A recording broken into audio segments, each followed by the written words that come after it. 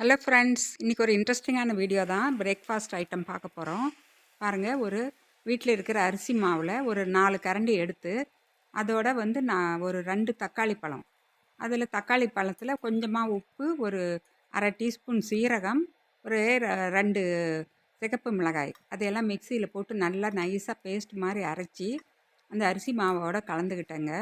இதை கலந்து இப்போ தோசைக்கல்லில் நல்லா தோசையாக வார்த்து எடுக்கிறேன். பாருங்கள், நல்லா கொஞ்சமாக எண்ணெய் ஊற்றி நல்லா முருகலாக வேக வச்சு திருப்பி விட்டு நம்ம எடுத்துட்டோம்னா இந்த தோசை அவ்வளோ டேஸ்ட்டாக இருந்ததுங்க. எதுவுமே தொட்டுக்கிறதுக்கு இல்லைன்னா கூட சும்மாவே சாப்பிட்றதுக்கு அவ்வளோ டேஸ்ட்டாக, புளிப்பு, உப்பு, காரம் எல்லாமே அதில் கலந்து இருக்கிறதுனால டீயோட வச்சு சாப்பிட்றதுக்கு அவ்வளோ செம்ம டேஸ்ட்டாக இருந்தது. வேணுங்கிறவங்க கூட தேங்காய் சட்னி அல்லது கார சட்னி அல்லது நீங்கள் சாஸு, ஒயிட் சாஸ், அது மாதிரி மயோனீஸ் அது மாதிரி கூட வச்சு குழந்தைங்களுக்கு கொடுக்கலாம்.